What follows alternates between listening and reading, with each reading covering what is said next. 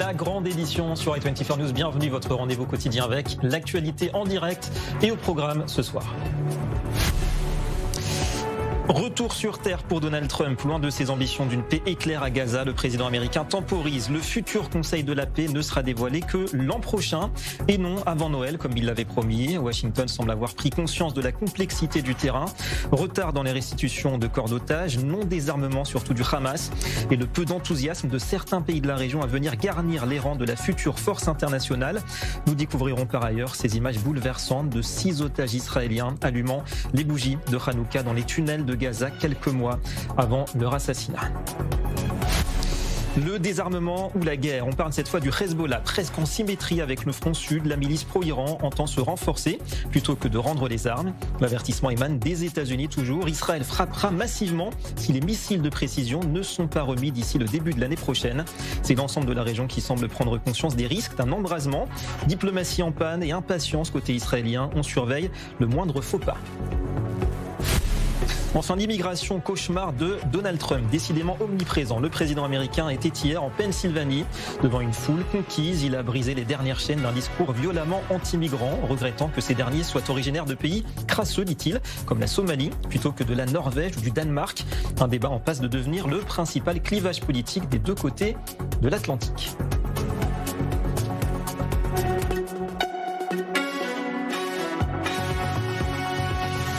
Voilà donc pour les titres. Bonsoir à tous. Gaza reste un champ diplomatique miné et même l'administration américaine la prend donc à ses dépens. Elle vient de revoir à la baisse certains projets ambitieux.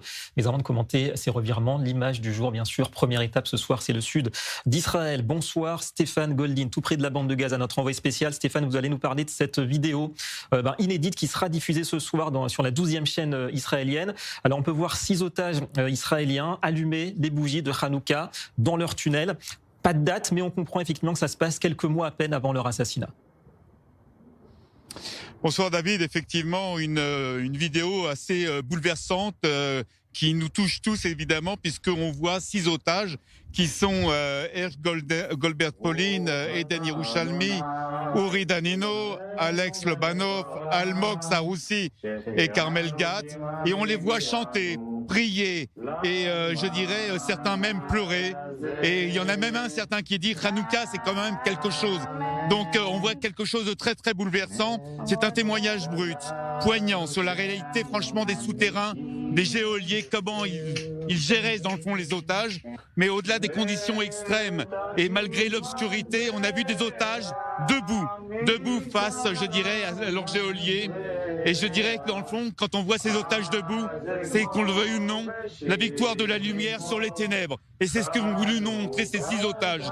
Et donc, malgré ce témoignage bouleversant, parce qu'il est bouleversant, malheureusement, ces otages vivaient leur dernier moment, puisque quelques mois plus tard, au mois d'août 2024, ils étaient assassinés dans un tunnel de Rafah et leurs corps ont été rapatriés par Tsahal le 1er septembre 2024. Des frissons de l'émotion, hein, Stéphane. On va revenir quand même à ce qu'on disait juste avant, c'est-à-dire les plans américains qui sont revus et corrigés en raison, évidemment, de la situation complexe en ce moment à Gaza.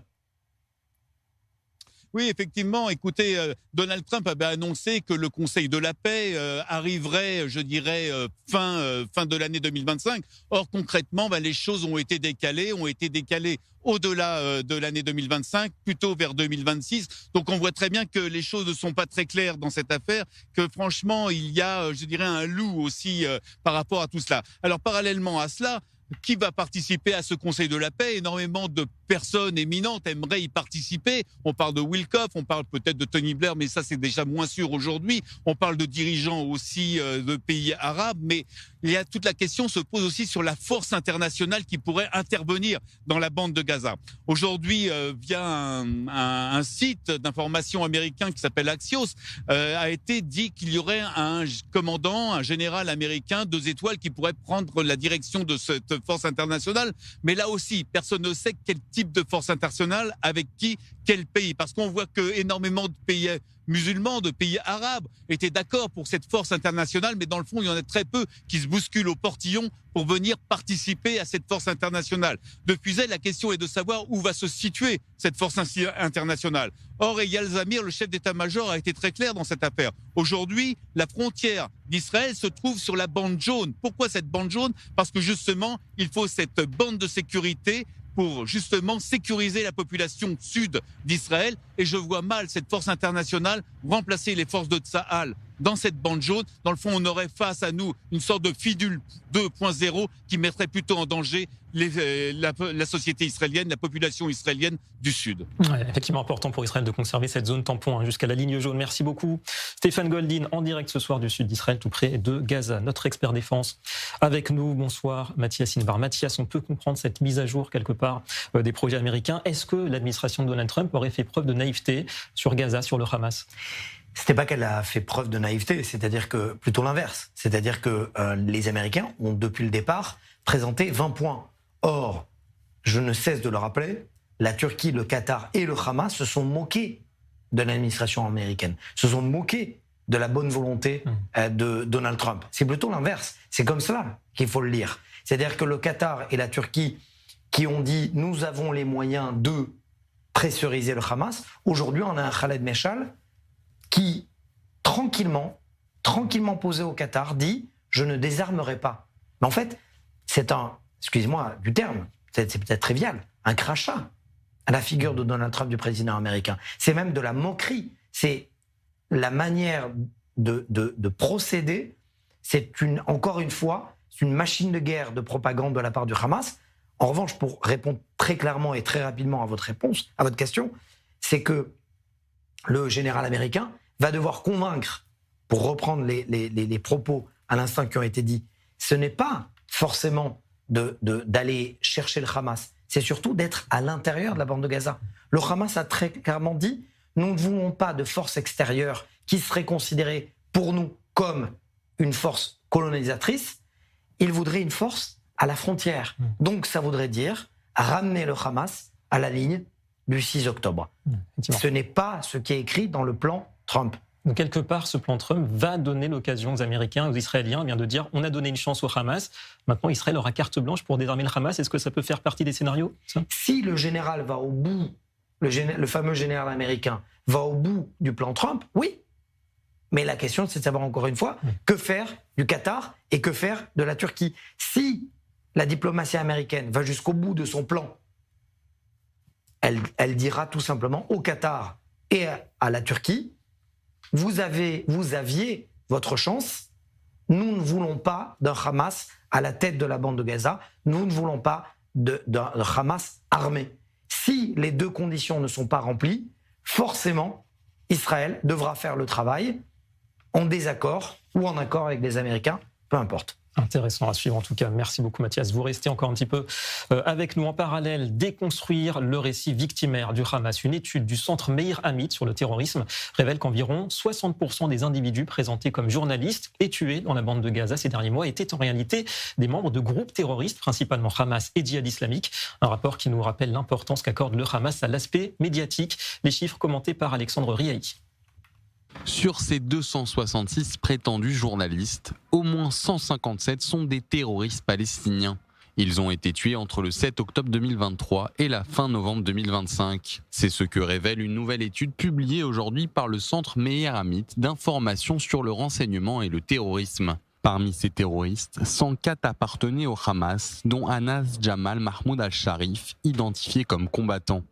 On le voit sur cette photo en compagnie de hauts responsables du Hamas, dont Yahya Sinwar et Khalil al-Khaya. Des documents récupérés à Gaza, notamment des fiches de paix, confirment qu'il travaillait pour Al Jazeera. Le rapport recense également 45 terroristes affiliés au djihad islamique. À cela s'ajoutent 7 individus ayant des liens étroits avec l'autorité palestinienne présidée par Mahmoud Abbas et 8 avec son parti le Fatah. 94 autres sont sans affiliation connue. L'enquête montre que ces prétendus journalistes ont utilisé leur couverture médiatique pour opérer sur le champ de bataille ou collecter des renseignements. D'autres ont joué un rôle essentiel dans la propagande et la guerre psychologique, notamment via la plateforme Al-Khay, organe officiel du Hamas. Le rapport identifie également des terroristes ayant participé à l'attaque du 7 octobre, parmi eux Hassan Abdel Fattah Mohamed Aslir, dont les propres publications sur les réseaux sociaux témoignent de son implication ce jour-là. L'étude décrit par ailleurs comment le Hamas et le djihad islamique exploitent les médias pour amplifier les discours anti-israéliens, documenter leurs opérations militaires, diffuser vidéos et messages de propagande, influencer l'opinion publique localement et à l'international. Un système structuré où Al-Aqsa TV, Al-Khaï et des chaînes locales d'Al Jazeera jouent un rôle clé dans la communication terroriste. Et autre chose avec ces révélations du père de Noah Marciano, souvenez-vous, cette caporale de Tsahal assassinée à Gaza après le 7 octobre. Avi Marciano affirme avoir découvert les circonstances de la mort de sa fille grâce à une vidéo glaçante reçue sur Telegram. D'après lui, les images montrent Noah transporté à l'hôpital Shifa de Gaza où un membre du personnel médical lui aurait injecté de l'air dans les veines, provoquant sa mort. Un professionnel de santé a décidé de la tuer, déclare-t-il. Il affirme avoir vu sa fille supplier pour sa vie, visiblement consciente mais gravement affaiblie. Mathias, commentaire, même les médecins à Gaza sont au service, quelle surprise, du Hamas, médecin entre guillemets. J'ai presque tellement on a envie d'être pudique par rapport au désarroi de ce père qui dit effectivement et qui affirme, preuve à l'appui, que ce sont des médecins et pas des terroristes, ce sont des médecins / terroristes qui ont assassiné leur fille. J'ai envie de me rappeler cette vidéo où on voit un ouvrier thaïlandais. Ce n'est même pas un otage juif israélien qui est amené dans l'hôpital Shifa. C'est 2 Thaïlandais qui sont amenés à l'intérieur comme otages. Et je me souviens, jusqu'à présent, ce n'est même pas moi qui le dis, ce sont les images. Puisqu'on va être directement accusés, vous et moi, David, de mensonges. Les images sont disponibles sur la toile.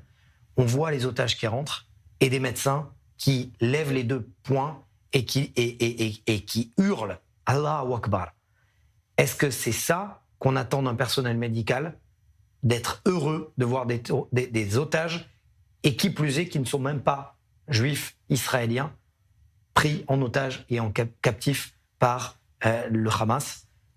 Il n'y a pas de commentaire. C'est tout simplement, c'est abject, et ça ne correspond en rien au travail des médecins.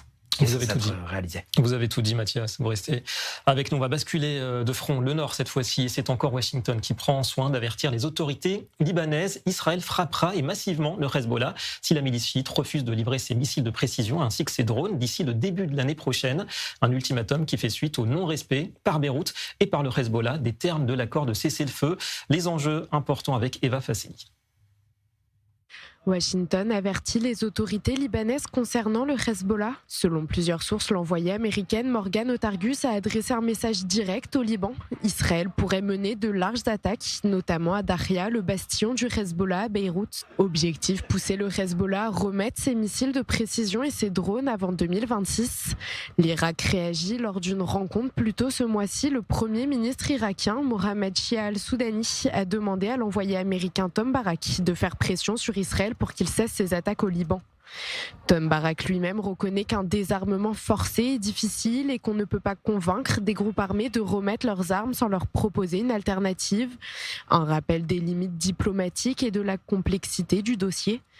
L'Égypte avance une initiative, le désarmement complet du Hezbollah au sud du Litanie et l'engagement à ne pas utiliser d'armes au nord.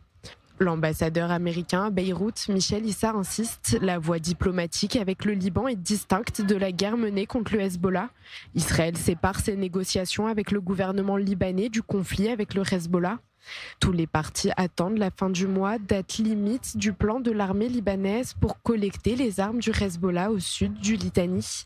L'envoyé américain Tom Barak évoque déjà une possible coopération économique, reconstruction, investissement et projets frontaliers.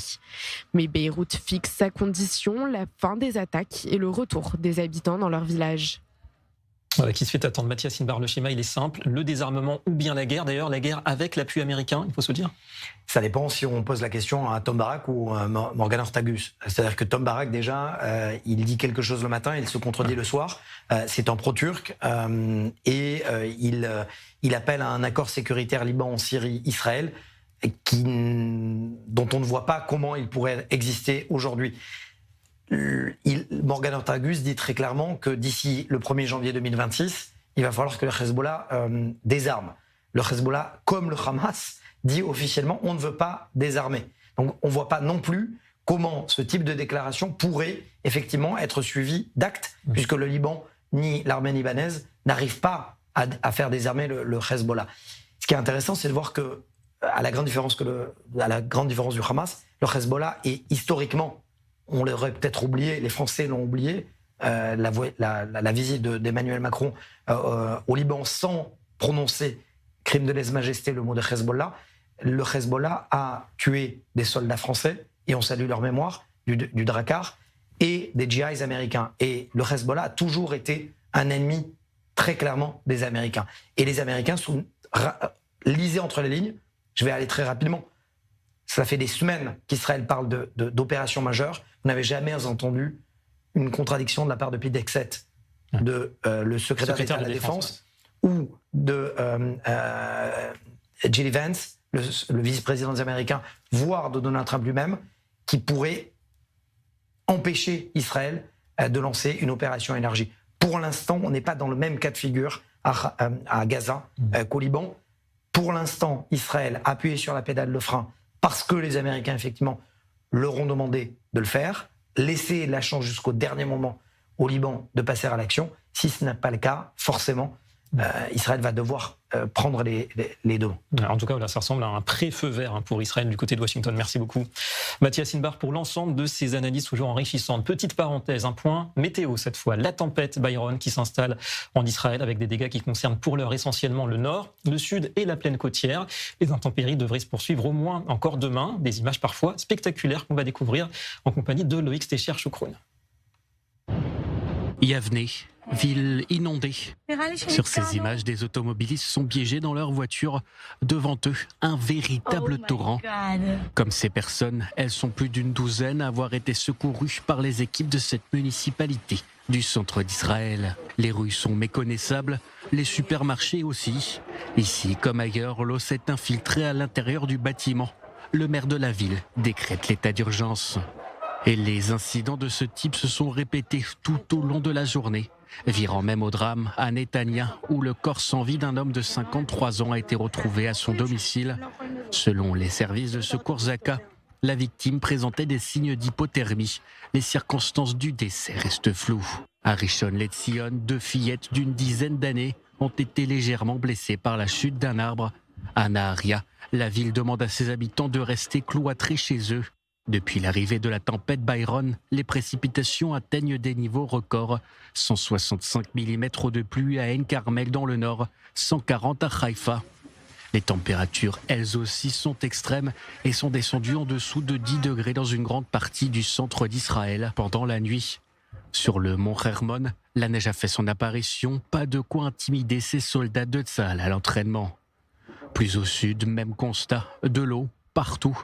De même qu'à Gaza, où un bébé serait mort d'hypothermie. Les services météorologiques se veulent prudents. La tempête devrait encore sévir ce vendredi. Allez, un petit concentré d'actualité en bref, en images, voici l'info chrono.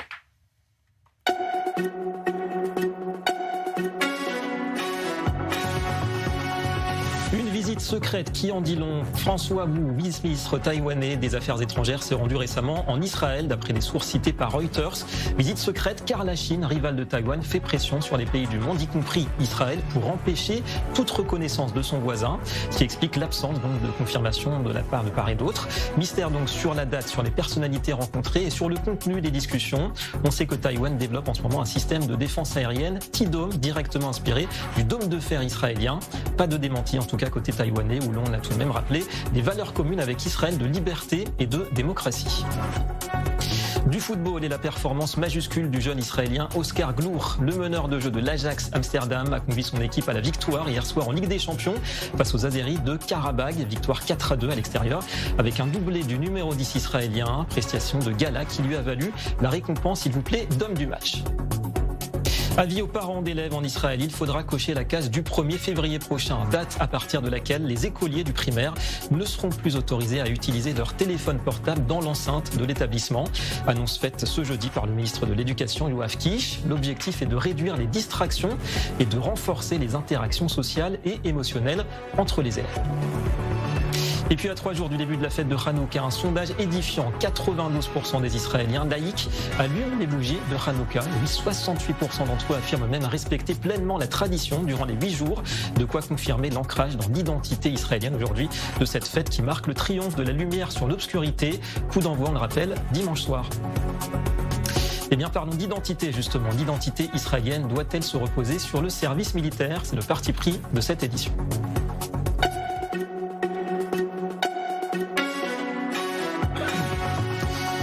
Parce qu'en ce moment, le grand débat appelé à rythmer la prochaine élection tourne autour de la question de l'enrôlement des jeunes orthodoxes dans les rangs de Tsahal. Surprise ou pas, les partis sionistes religieux de Ben Gvir et Smotrich soutiennent le projet de loi controversé qui vise à prolonger certaines exemptions. Or, la base électorale, et on le sait, de ces partis est connue pour combattre en première ligne dans les différentes guerres d'Israël. Bonsoir Daniel Haïk. Bonsoir. Notre analyse. Alors Daniel, un point rapide d'abord. Où en sommes-nous et pourquoi ce soutien a priori contre nature des partis sionistes religieux? Alors d'abord, on va dire qu'il y a une réunion importante hier au sein du parti sioniste religieux. Il faut distinguer du mouvement sioniste religieux. Le parti sioniste religieux, dirigé par Bezalel Smotrich, et avec des rabbins de cette mouvance. Et on peut dire qu'à l'issue de cette réunion, Bezalel Smotrich prend position en faveur du vote pour cette loi, pour cette loi sur l'enrôlement des élèves des yeshivot de Boaz Bismuth. Et donc, normalement, le parti sioniste religieux devrait soutenir. Mais il faut souligner qu'il y a une forte opposition au sein même des élus, puisque le ministre de l'Alia et de l'intégration, Ophir Sofer, eh bien lui a dit et répété au cours des derniers jours qu'il s'opposait à cette loi et qu'il voterait contre. Donc il faut souligner qu'au sein de la coalition gouvernementale, dans l'entourage de Benyamin Netanyahou, on comptait beaucoup sur le sionisme religieux pour présenter un front uni aux côtés des autres partis de la coalition en faveur de cette loi. Et là, on voit que finalement, il y a encore des défections. Pourrait y avoir un autre député du parti sioniste religieux qui voterait contre. Donc là aussi, le Likoud doit se méfier. Le Premier ministre doit se méfier parce qu'il y a déjà une opposition, on va dire une sorte de mini-rébellion au sein du Likoud. Et donc il y a une véritable polémique au sein du parti sioniste religieux. Apparemment, Bezalel Smotrich a donné des directives afin qu'il y ait une sorte de liberté de vote lorsque cette loi sera soumise à l'aval de la Knesset en seconde et troisième lecture. Et donc, il y aura quelque part des députés du parti sioniste religieux qui voteront pour et des députés qui voteront contre. Et donc Smotrich, il préfère préserver un gouvernement à droite avec les orthodoxes plutôt que le service. Alors, comme souvent, Daniel, on sait bien, le calcul politique passe avant la cohérence idéologique et ça vous choque, j'imagine. Ça vous dérange en tout cas. Oui, écoutez, moi je ne suis pas, j'ai toujours tendance à essayer d'expliquer le positionnement des orthodoxes. Dans le cas précis, c'est vrai qu'il est de plus en plus difficile à expliquer le positionnement des orthodoxes. C'est pas tant la volonté affichée de ne pas intégrer les forces de l'armée israélienne, c'est aussi une sorte de sentiment, ce que l'on appelle en hébreu de shayachut, c'est-à-dire de se sentir partie prenante de la réalité israélienne. C'est ce que certains déplorent, y compris beaucoup aussi au sein du sionisme religieux. Il y a beaucoup de gens qui disent non seulement les orthodoxes ne font pas l'armée, mais on ne les sent pas à nos côtés. Ils n'étaient pas là pendant les 2 ans. Ils étaient cloîtrés dans leur yeshivot, cloîtrés, on va dire, dans leur quartier orthodoxe. On ne les a pas vus, par exemple, lors des cérémonies de deuil, lors des cérémonies marquant les 8 jours de deuil des familles, les 7 jours de deuil des familles endeuillées. On n'a pas senti, on va dire, leur solidarité en cette période difficile. Et ça aussi, ça suscite beaucoup de colère. Il faut l'avouer. Sans généraliser.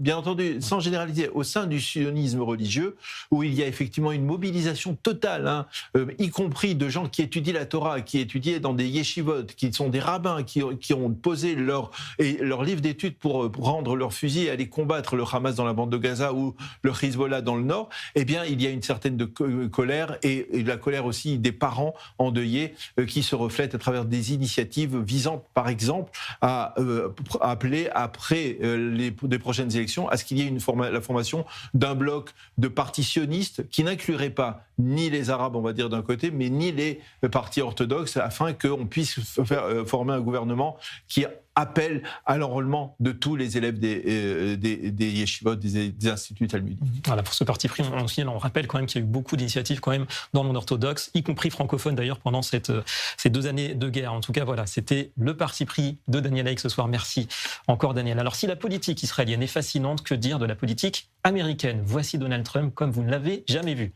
Quoique.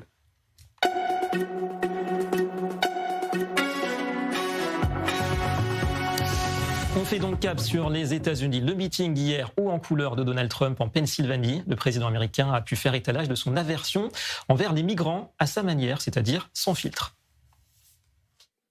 Nous avons eu une réunion et j'ai dit pourquoi est-ce qu'on ne prend que des gens venant de pays de merde? Pourquoi on ne pourrait pas avoir des gens de Norvège, de Suède, juste quelques-uns? Prenons-en quelques-uns du Danemark. Ça vous dérange de nous envoyer quelques personnes? Envoyez-nous des gens sympas, ça vous dit? Mais on prend toujours des gens de Somalie, des endroits qui sont un vrai désastre. Sales, crades, dégoûtants, infestés par le crime. La seule chose qu'ils savent faire, c'est attaquer des navires. Et voilà Donald Trump qui se demande donc tout haut pourquoi les migrants proviennent essentiellement de pays, je cite, crasseux pour rester poli. Direction Washington avec Antoine Hollard devant la Maison-Blanche. Bonjour Antoine, notre correspondant. Un président qui pousse toujours plus loin quelque part cette rhétorique anti-immigration. D'ailleurs, ça lui a souvent réussi électoralement. Oui, et ces déclarations incendiaires, elles interviennent à un moment où Donald Trump est en difficulté dans les sondages, sur les questions économiques en particulier, où il était très attendu. Les 2/3 des Américains se disent déçus par son action. Le président américain s'est donc lancé dans une opération reconquête. Mardi, il était en Pennsylvanie pour un meeting devant ses partisans. Et c'est à l'occasion de ce meeting qu'il a fait cette sortie sur les pays de merde. Une façon pour lui de détourner l'attention des difficultés économiques pour recentrer le débat sur l'immigration. Un thème plus porteur pour lui, un sujet sur lequel il est bien plus à l'aise. Mardi, moi j'étais présent pendant ce meeting et je peux vous dire qu'auprès de ses sympathisants les plus fidèles, ça marche. Il a été applaudi, ovationné à chaque fois qu'il s'en est pris aux migrants. Alors cette rhétorique ultra-violente, elle a aussi des conséquences très concrètes. Les États-Unis ont arrêté de délivrer des visas aux ressortissants de 19 pays jugés sensibles. Les États-Unis ont mis fin à leur programme d'accueil des réfugiés. Les seuls réfugiés qui sont désormais accueillis, ce sont les fermiers blancs d'Afrique du Sud. En attendant, eh bien, l'économie ne se porte pas beaucoup mieux. Il y a des tensions sur le marché du travail. L'inflation reste très élevée. Mais plus il sera en difficulté sur l'économie, plus il faut s'y attendre. Donald Trump sera dans la surenchère contre les migrants. Donald Trump offensif. Merci beaucoup Antoine Hollard devant la Maison-Blanche à Washington. Puisqu'on est aux États-Unis, on retiendra aussi ces déclarations du sénateur américain Lindsey Graham, présent lors de la conférence du Jerusalem Post à Washington. Eh bien, l'élu républicain, connu pour ses positions très pro-Israël, a fait part de son pessimisme quant à une normalisation des relations entre Jérusalem et le royaume saoudien. Pour lui, le prince héritier, Mohammed bin Salman, ne reconnaîtra pas Israël tant qu'il n'aura pas obtenu une meilleure situation pour les Palestiniens. Sinon, dit-il, il sera tué. Fin de citation. Pour lui, il faut trouver un compromis qui garantisse la sécurité d'Israël sans offrir de récompense au terrorisme. L'Arabie Saoudite au cœur justement ce soir de l'édito, c'est signé Christian Mallard.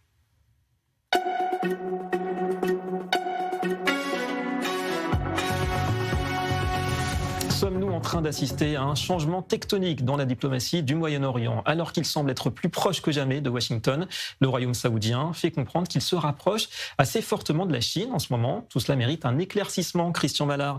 Bonsoir Christian, notre consultant diplomatique à Paris. Eh bien, c'est Riyad qui confirme officiellement cette idée d'un rééquilibrage du Moyen-Orient. D'ailleurs, Riyad avec Téhéran. L'Arabie saoudite, qui a opéré un rapprochement avec l'Iran depuis mars 2023, aurait-elle décidé de se joindre au bal des hypocrites, des faux culs en s'alignant sur la Chine? Il faut rappeler qu'elle n'est pas prête à normaliser ses relations avec Israël, malgré les pressions américaines. Les deux pays tiennent, en dépit de leurs alliances respectives, à participer au rééquilibrage du Moyen-Orient. Rivaux entre 2012 et 2022, ces deux pays ont changé de fusil d'épaule. L'Arabie saoudite, en tout cas, a compris que sa confrontation avec l'Iran ne menait nulle part. Elle a été entraînée dans un conflit avec le Yémen en 2015, quand les rebelles houthis, soutenus par l'Iran, lui ont déclaré la guerre. Aujourd'hui, l'Arabie saoudite et l'Iran veulent réduire les tensions au Moyen-Orient. C'est à mourir de rire. L'Arabie saoudite s'est sentie abandonnée par les États-Unis lors de l'accord sur le nucléaire en 2015, mais avec le retour de Donald Trump à la Maison-Blanche, elles se sont aujourd'hui beaucoup plus fortes. L'Arabie saoudite et l'Iran affirment leur engagement à respecter tous leurs accords passés avec la Chine. Les trois pays, Chine, Iran et Arabie saoudite, appellent, je les cite, à la fin de l'agression contre les Palestiniens, en Palestine, disent-ils, au Liban et en Syrie. Fin de citation. Ils condamnent d'autre part toute agression contre l'intégrité territoriale de l'Iran. Dans le contexte actuel, il faut bien voir que l'Arabie saoudite sous-estime sans doute le rôle insidieux de l'Iran au Moyen-Orient.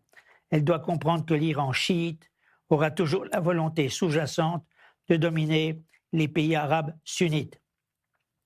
Pour l'Arabie saoudite, les puissances régionales telles que la Turquie et le Qatar peuvent jouer un rôle stabilisateur. Quelle aberration! L'Iran cherche d'autre part la protection de la Chine et de la Russie en cas de nouveau conflit avec Israël et les États-Unis.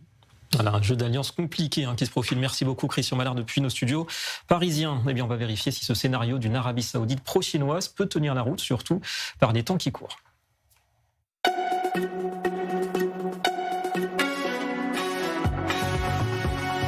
Et on va tenter de synthétiser tout cela en 3 questions pour un expert qui vient nous rejoindre.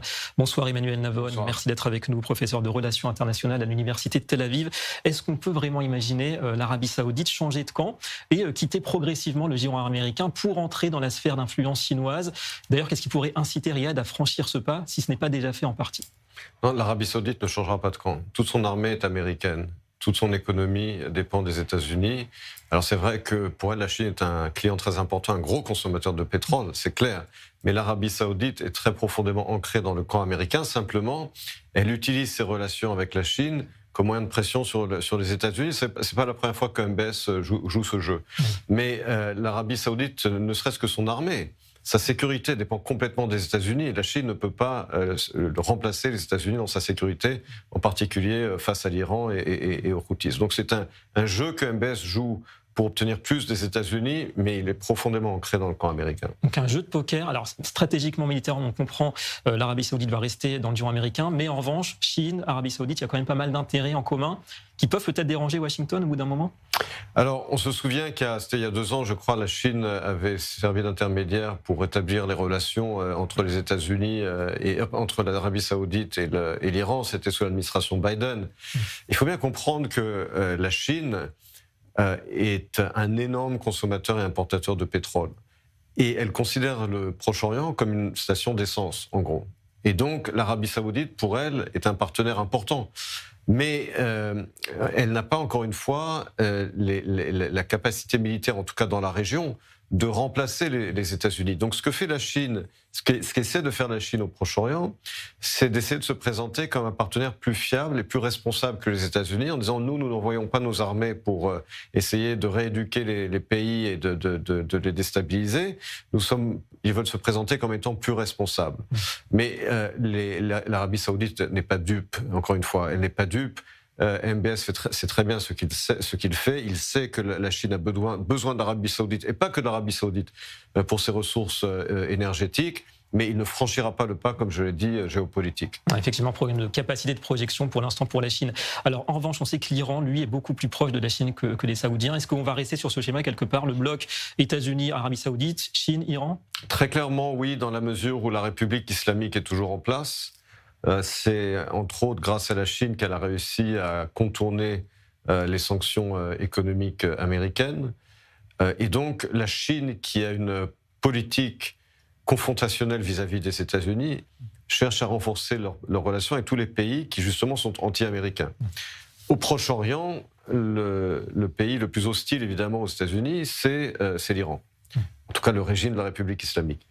D'où justement ces alliances ad hoc que les Chinois, avec les Russes d'ailleurs, bâtissent au Proche-Orient, mais pas seulement au Proche-Orient, en Amérique latine, avec les régimes d'extrême gauche anti-américains, en Afrique, mais également au Proche-Orient. Et au Proche-Orient, évidemment, la tête de proue de la politique chinoise en termes d'alliance locale, c'est l'Iran. Et c'est l'Iran qui, comme je l'ai dit, le régime de la République islamique n'aurait pas survécu économiquement sans la Chine, qui a continué d'acheter du pétrole et du gaz naturel iranien iranien, en dépit des sanctions économiques américaines. Effectivement, à suivre. En tout cas, passionnant, ce schéma moyen-oriental. Merci beaucoup, Emmanuel Navon, pour cette analyse, cet éclairage. Et maintenant, c'est l'épilogue, 5e et dernier volet de notre dossier de la semaine, consacré, vous le savez, aux défis posés par le Hamas. On récapitule, on a vu l'histoire, les personnages clés, la rivalité avec le Fatah, le tournant médiatique du 7 octobre. Et puis ce soir, ce sera les perspectives.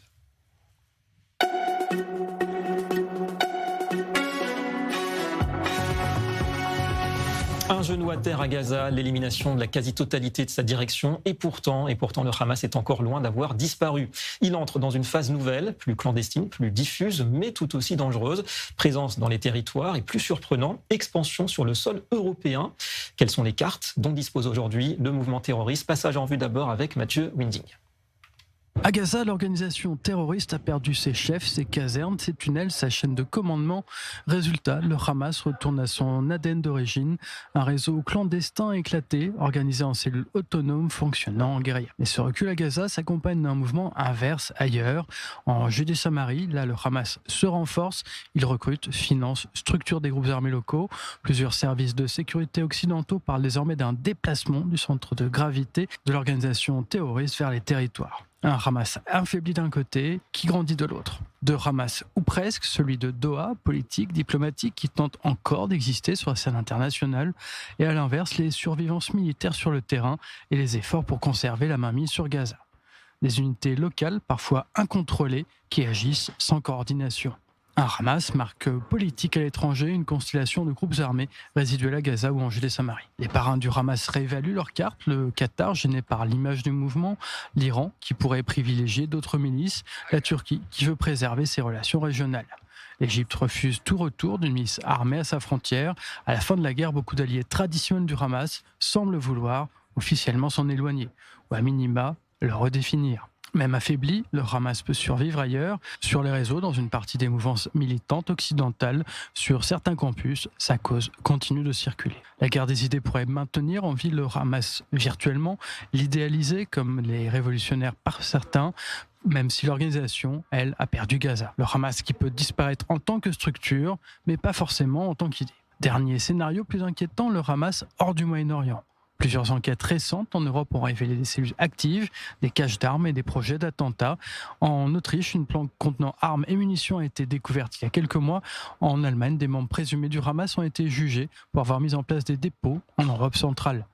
Le mouvement privé de son territoire pourrait choisir une stratégie différente, frapper à l'étranger, un Hamas moins visible mais potentiellement plus global. Le Hamas de l'après-guerre aura sans doute peu à voir sur la forme avec celui d'avant, moins hiérarchique, plus clandestin, éclaté entre Gaza et le bureau politique à l'étranger et la Judée-Samarie.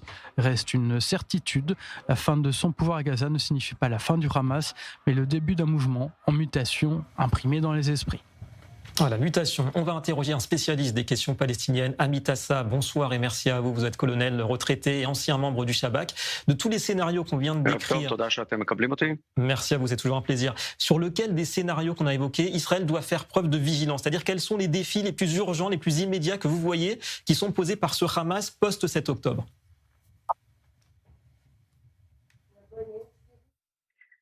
Comme vous l'avez dit, on parle aussi d'un Hamas présent dans le monde. J'aimerais faire le lien avec un mouvement qui est plus grand et sous l'égide duquel fonctionne le Hamas, c'est le mouvement des frères musulmans soutenu par la Turquie, par le Qatar. Et c'est ce mouvement qui est présent dans le monde entier sous le masque d'une action diplomatique, politique ou autre.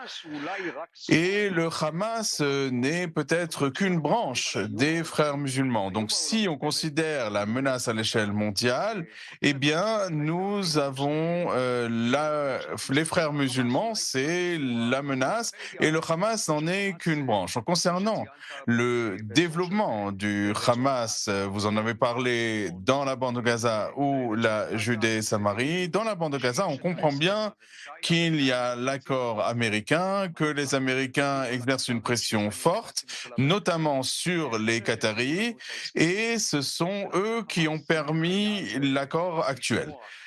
C'est pourquoi le Hamas devra écouter ce que lui disent les Qataris, mais tout se fera en coulisses. C'est-à-dire que si on a l'impression que le Hamas disparaît dans la bande de Gaza, eh bien en fait, il n'aura pas disparu. On voit déjà que les Turcs essayent de contrôler les entrées et sorties de la bande de Gaza. Et le fait que les Qataris et les Turcs soient dans la bande de Gaza, ce sera eh bien un encouragement au Hamas, mais sous une autre forme. Ouais, donc Gaza, les territoires, et puis on l'a dit, un Hamas qui est de plus en plus international avec ces cellules qui ont été détectées sur le sol européen. Pour résumer un petit peu cette semaine de décryptage à Mitassa, la grande leçon, ce serait peut-être que ce combat contre le Hamas, il est à la fois militaire, opérationnel, mais il est aussi amené dans les mentalités, c'est-à-dire se montrer peut-être plus offensif dans ce domaine, parce qu'il n'y a pas si longtemps ce mouvement n'inspirait que dégoût et indignation. Aujourd'hui, c'est quasiment une marque, c'est quasiment un label pour beaucoup. Oui, à partir du moment où on a transformé le Hamas en un étendard des manifestations pro-palestiniennes dans le monde, dans les consciences, effectivement, le Hamas est devenu le porte-étendard de la guerre contre Israël et de tout ce qu'on voit dans le contexte du développement de l'antisémitisme à travers le monde. C'est pourquoi on peut penser que le Hamas se serait renforcé de la guerre du 7 octobre, de la guerre glaive de fer. C'est-à-dire que même si on a un démantèlement du Hamas, il pourrait se renforcer dans le monde. Il faut combattre cela, évidemment. Vous avez donné des exemples. D'actions terroristes en Europe, il faut regarder les choses de manière un peu plus large et dire ça n'est pas vraiment le Hamas. Alors parce qu'on dit le Hamas va être démantelé, oui, il va l'être, ça c'est certain. Mais les pays du monde et surtout l'Europe occidentale et les États-Unis doivent comprendre que tout se fait sous le parapluie des frères musulmans et c'est là il va falloir combattre les frères musulmans aussi sur le plan psychologique en Europe. Donc défi mondial, engagement mondial et donc s'attaquer à la racine, à savoir, on l'a souvent répété, les frères musulmans. Merci beaucoup à vous, colonel Amitassa, pour cette analyse en direct ce soir dans la grande édition. Eh bien, contre-courant de cette vague de soutien au Hamas, la visite d'une délégation de 18 avocats français cette semaine en Israël. Initiative du collectif 7 octobre qui est présidé par Aurélie Assouline, un programme riche assorti de visites symboliques dont certains citent des massacres malheureusement du 7 octobre. Et ce soir, on a le plaisir de recevoir Maître Maor Chiche. Bonsoir et merci d'être avec nous. Vous êtes avocat pénaliste et secrétaire général justement du collectif 7 octobre. Maître Emmanuel Bachelier également ce soir avec nous. Bienvenue. Bonsoir. Et merci à vous. Vous êtes avocat. Quelques mots peut-être d'abord sur ce voyage, parce que l'idée générale, si on le comprend bien, c'est la solidarité, c'est aussi quelque part constater la réalité par vous-même de la région que vous connaissez, j'imagine, peut-être un petit peu moins pour vous, Maître Bachelier. Alors, c'est presque ma première venue chez vous. Je suis venu il y a 35 ans, en février 1984. J'avais 14 ans, j'accompagnais ma mère lors d'un pèlerinage. Voilà, j'avais vu Jérusalem, Nazareth, Bethléem avec mes yeux d'enfant, et là, 35 ans plus tard, je viens vous voir avec mes yeux d'adulte. Et ces yeux, lorsque l'on prend la peine de les ouvrir, on voit tout simplement la réalité, s'expose à nous la diversité et la complexité aussi de la société israélienne. Cette mosaïque dont on a beaucoup parlé pendant ces jours derniers, cette mosaïque qui s'est exprimée à travers les visages, les témoignages de gens qu'on a rencontrés. Je pense par exemple à Mohamed et Moussa dans le village d'Abou Ghosh, mais également du père Louis-Marie Coudray, qui nous ont tout simplement expliqué leur vie quotidienne et nous ont dit vous voyez comment on vit. Pas d'apartheid, par exemple. Voilà, et c'est exactement la formule. Vous voyez le pays d'apartheid dans lequel on vit, dans lesquels arabes, musulmans, chrétiens, on est dans le nord aussi. Ça vous a surpris en tout cas? Oui, alors ça m'a surpris sans me surprendre, parce que c'est quelque chose que je savais, mais c'est quelque chose que j'ai vécu en direct. C'était ça le but justement, Maître Chiche, j'imagine, de justement ouvrir les yeux un petit peu pour le monde entier, parce qu'à travers ces avocats qui sortent d'ici, il y a des témoignages qui vont pouvoir peut-être modifier cette perception très erronée du conflit, malheureusement. Exactement. Après le 7 octobre, évidemment, il y a eu un fort effort de solidarité nationale, internationale avec Israël. On a collé des milliers d'affiches, il y a eu des conférences, mais le cœur de notre engagement dans le collectif du 7 octobre, c'était deux idées fortes. Contester toute accusation de génocide, parce que d'abord ce n'est pas la réalité, et que si on laisse passer cette barrière morale, alors tout est permis. Et donc vraiment, pour lutter contre l'antisémitisme, pour défendre Israël, faut contester les accusations de génocide. Contre-attaquer. Et contre-attaquer, que ce soit d'un point de vue judiciaire, mais d'un point de vue aussi éducatif. Je crois que c'est très important. Et il faut se rendre sur place. Il faut apporter la solidarité vis-à-vis des kibbutzim, vis-à-vis de ces gens qui ont été meurtris, et comprendre la force du peuple israélien, sa résilience. On est à notre 3e voyage. On a fait un premier voyage d'avocat. On avait été à Kfar Aza, où on avait rencontré en février 2024, donc dans un laps de temps très court, juste après les attaques meurtrières, la société civile et sa mosaïque de population, le bâtonnier, Amit Bahar, d'Israël. On avait rencontré un certain nombre d'institutions, et ce voyage avait évidemment formé toute une génération d'avocats sur le fait qu'il fallait être engagé aux côtés d'Israël et aux côtés de la réalité. 1 an après, 2 ans après les massacres, au moment de la libération des otages, après des années de combat et la réjouissance, il me semblait très important d'avoir un voyage mixte, où on est des avocats non juifs, des avocats juifs, des avocats humanistes qui viennent avec une envie découvrir la réalité du pays. On a fait Jérusalem, on a fait Abu Ghosh, on a fait le Nord, on a fait Niroz, on a fait le festival Nova. C'est très dur. À Paris, on a accueilli la famille de Shani Louk, on a accueilli le dernier DJ avant les attaques du 7 octobre, et toujours avec le même esprit, vouloir faire comprendre la réalité israélienne, la complexité israélienne. Et je crois que la force de ce voyage, ça aura été de rencontrer le juge de la Cour suprême, Stein, qui nous a montré la force du système juridique et de la défense de l'état de droit, et de rencontrer la communauté druze, pour voir à quel point la Syrie, Israël, le Liban, tout ça est dans un périmètre très petit. Un mot fort de poche, effectivement. Le mot de la fin, très rapidement, Bachelier, vous qui avez eu le courage de venir challenger ce narratif pro-palestinien, est-ce que vous avez gardé bon espoir quelque part qu'on puisse inverser un petit peu cette tendance en termes de narratif? J'allais dire, on n'a pas le choix, il faut le faire. Il faut trouver les moyens. On sait que, on dit souvent que ici et même chez nous en Europe, on a perdu la bataille de l'information. Il faut reprendre cette bataille. Je pense à un mot d'Arthur qui nous disait, il se trouve que je ne suis pas juif, mais Arthur disait à chacun, on vous demande pas de vous mettre à notre place, prenez la vôtre, prenez votre place. Et je crois que c'est à nous, notamment ceux qui ne sont pas juifs, de témoigner et de trouver les nouveaux instruments pour toucher la raison. Voilà, pas besoin d'être juif pour avoir le courage de la vérité. En tout cas, bravo pour cet exemple. C'est ce déplacement cette semaine en Israël, Maître Chiche et Maître Bachelier. Et bonne suite, ça se poursuit encore quelques jours, si j'ai bien compris, en Israël. À bientôt. On va se replonger, nous, dans l'atmosphère ténébreuse des tunnels de Gaza. Voici le reportage de cette édition.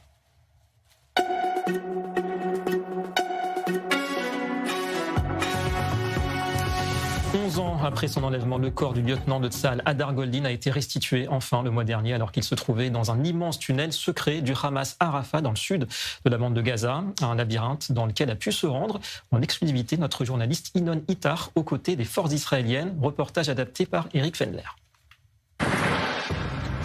אפשר לראות פה את המרחב שאנחנו נמצאים בו במרחב רפיח. אפשר לראות פה את מבנה האונר"א, יש פה מסגד, כאן חמאס הטמין את הדר. אנחנו נמצאים כאן בכניסה למנהרה שממנה חולץ הדר גולדין, ההתחלה של תת הקרקע המשמעותי ביותר ברפיח.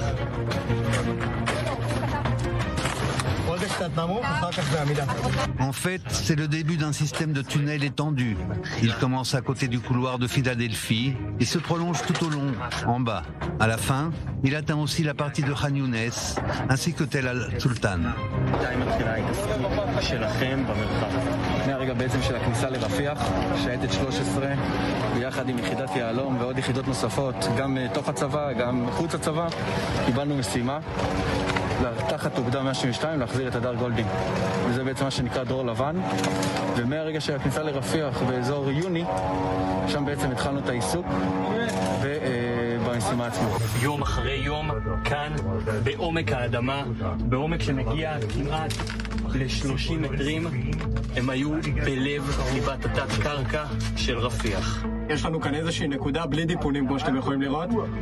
בנקודה הזאת בעצם הלוחמים עבדו והוציאו את הדיפונים, וזו עוד נקודה חשודה שבה יכול היה להיקבר רדאר. הבנו שאנחנו צריכים להוריד את זה, הבנו שיש סנף שנמצא, סנף נסתר, שנמצא מאחורי הדיפונים האלה, ובעצם מצאנו את אותו סנף בהמשך, וכאלה יש כאלה עשרות, ואולי אפילו מאות בתוך התוואי הזה. אנחנו משימה עם אתגר גדול בעל ובתת קרקע, לאור זה שזה היה נכס מאוד משמעותי לחמאס. גם הדר כחייל צה"ל שנכתב ב-2014, וגם המקום עצמו שימש את חטיבת רפיח כמרכז פוש משמעותי. אם נתקדם עוד קצת, אנחנו יכולים לראות שם סנף סתרים שבעצם חמאס הסתיר את התהליך מחיה שלו לאורך הזמן שהוא שהה פה. Les dirigeants du Hamas gèrent les combats alors qu'ils ont le corps de Goldin tout près du mur. בעצם חטוף שנפל בקרב הוא סמל, והם מבינים עד כמה הוא משמעותי לנו כחברה וכעם, ולכן הם מנצלים את זה, והם לחלוטין שוהים בסמיכות לאתר הגבורה שלו, ומתנהלים פה גם שנים אחורה.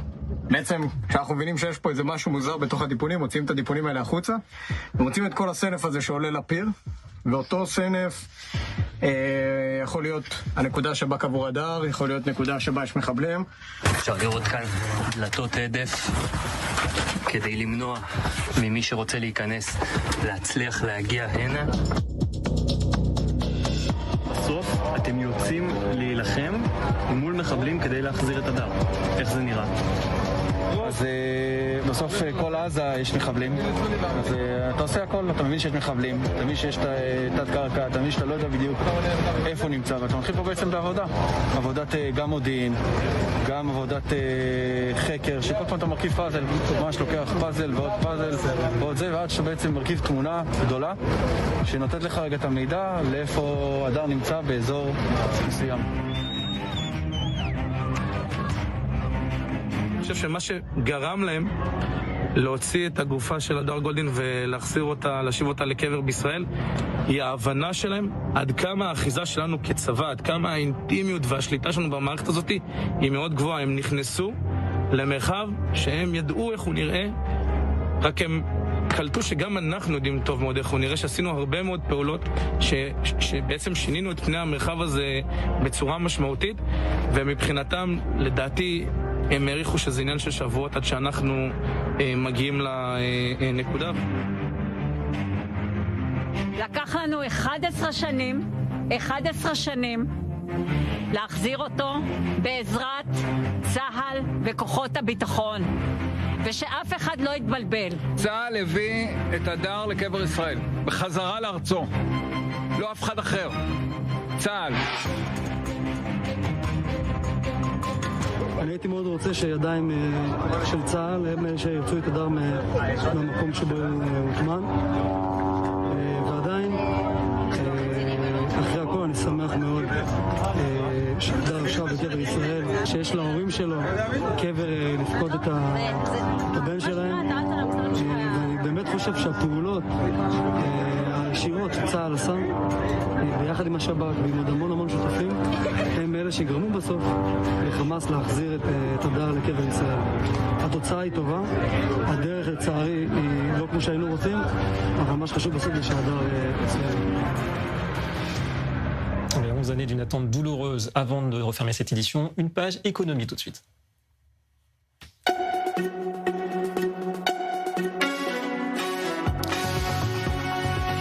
On va parler du récent tournant, certes tardif, de la Banque d'Israël qui a choisi de baisser enfin son taux directeur, et puis d'un rendez-vous incontournable pour celles et ceux qui veulent investir ici en Israël. Bonsoir Laurent Pérez, merci d'être avec nous. Vous êtes l'homme de la situation ce soir, directeur général associé de Cyrus Erez Israël. La Banque d'Israël qui a donc réduit son taux directeur il y a quelques semaines, elle s'aligne sur cette tendance mondiale, notamment la Fed. Qu'est-ce que ça change d'ailleurs pour les investisseurs immobiliers israélien? Il me vient 2 points en tête. En fait, le premier, c'est un sentiment positif. De voir enfin cette courbe des taux revenir un peu relâcher du lest, redonner une pression un peu positive sur cette économie israélienne après 2 années très compliquées évidemment, mais au-delà de cela, en fait, c'est redonner un petit peu une visibilité sur effectivement les prix. Les prix des matières premières, les prix en fait de consommation, sur l'immobilier évidemment aussi, qui va redonner forcément un petit peu plus d'atouts positifs pour tous les Israéliens que nous sommes. Donc première nouvelle, c'est positif et on espère que ça va aller dans le bon sens. La seconde, évidemment, que nous voyons beaucoup au cabinet, c'est dès à présent de commencer à regarder et à essayer de trouver des solutions compétitives en remplacement des comptes à terme. Les comptes à terme étaient véritablement la vedette de ces dernières années en termes d'épargne et de taux d'intérêt. Les taux d'intérêt baissant, les comptes à terme vont forcément devenir un petit peu moins intéressants. Donc nous sommes d'ores déjà, en train de réfléchir à des solutions beaucoup plus intéressantes. Un petit mot rapide sur cette autre nouveauté qui est sur le plan financier cette fois-ci, c'est la réforme fiscale qui est une petite révolution pour les nouveaux arrivants. Absolument, puisqu'en fait il y a une volonté de la part du gouvernement de véritablement faire venir entre guillemets du sang neuf, des Olim Hadashim, et pour cela en fait il n'y a rien de mieux en fait que de faciliter tout le volet fiscal, le volet des revenus pendant un certain nombre d'années, avec effectivement des facilitations en fait pour encore une fois faire venir des citoyens, des Olim, pour consommer cette économie qui est, encore une fois, au regard des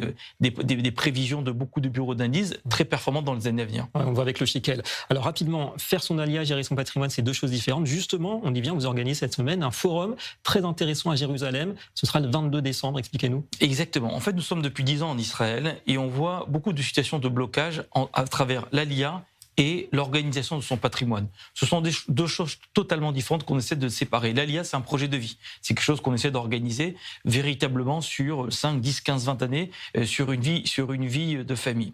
Pour autant, il y a des choses qui peuvent être faites bien avant l'ouverture d'un compte, l'achat d'un bien immobilier, l'organisation d'une épargne en shekel. Et on essaie de véritablement dissocier ces 2 choses-là pour accompagner nos clients. Et c'est ce qu'on va proposer en fait lors de ce forum à Jérusalem le lundi 22. Voilà, case à cocher, à ne pas manquer. Merci Laurent Pérez. On a vu le QR code justement de ce rendez-vous. Et à très bientôt. Tout de suite, ça se débat. Très bonne soirée sur i24.